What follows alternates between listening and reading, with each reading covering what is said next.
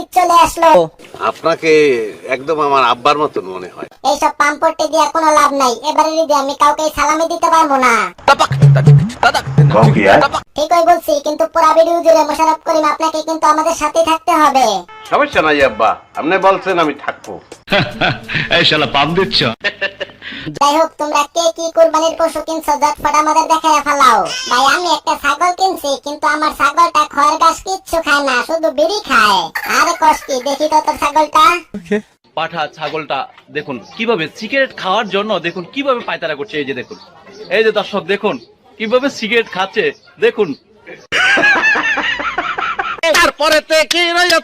তারপর আমি আমার কুরবানির গরুটা সিংহের মতো শক্তিশালী।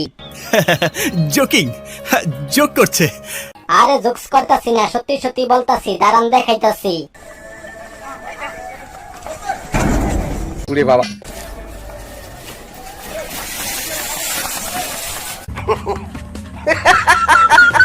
আচ্ছা সাইদ ভাই, আপনার এই গরুটা কোন ক্লাসে পড়ে? অনার্স ফার্স্ট ইয়ারে পড়ছে। এই গরুটা বাসায় কত ঘন্টা পড়াশোনা করে? দিনে 24 ঘন্টা, সপ্তাহে 7 দিন। ঠিক কইছস।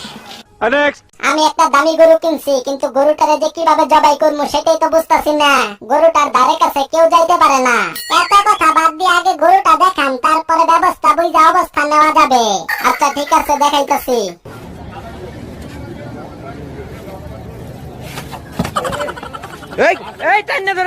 তামিম ভাইয়ের এই পাগলা গরুটাকে একমাত্র আমি সাইজ করতে পারবো। পুলিশ যেখানে নীরব সেখানে তুই সাইজ করবি কি করে? আমারও মনে হইতেছে গরুটাকে একমাত্র রশিদ খানই সাইজ করতে পারবে। তাই রশিদ, আমি চাই তুই আমার হইয়া কাম কর। আচ্ছা ঠিক আছে, আবার আমারে কিন্তু চাকর বাকর মনে করতে পারবেন না। আরে চাকর বাকর হবি কেন, পার্টনার হবি পার্টনার। যাই হোক, আমার কুরবানির গরুটা কাটার জন্য স্টুকস কষাইরে দরকার। কোথায় আছো? ফোন করেছিলি? তেরাই করতাছি, কিন্তু মোবাইল কই বন্ধ। আর টেরাই করা লাগবে না, আমি স্টুকস বিনা দাওয়াতে আইয়া পড়ছি। আমি জানতাম, কিন্তু কি আইবো আইবো, ঠিকই আইবো। আচ্ছা আইয়া যেহেতু পড়ছি, চলেন সাকিব ভাইয়ের গরুটা আগে দেখে আসি।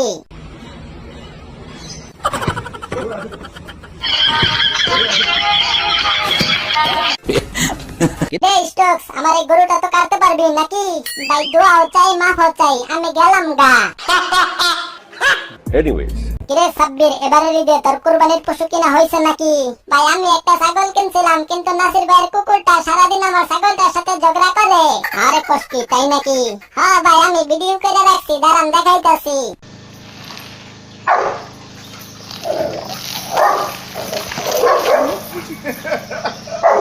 কিরে নাসির, তোর কুকুরটা তো তোর মতোই বান্দর হইছে, এটারে বান্ধে রাখতে পারস না?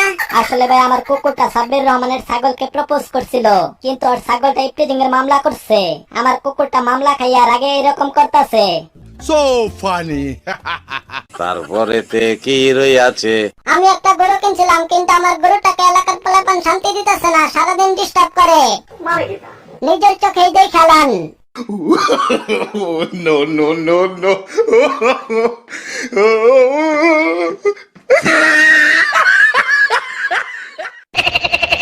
আচ্ছা মাশরাফি ভাই, আমাদের সবার কোরবানির পশু তো দেখলেন, এবার আপনারটা আমাদের দেখান। আচ্ছা দেখাইতাছি, ভয়ে কিন্তু আবার প্যান্টের লুঙ্গি নষ্ট করে ফেলাইস না। ওকে ওকে।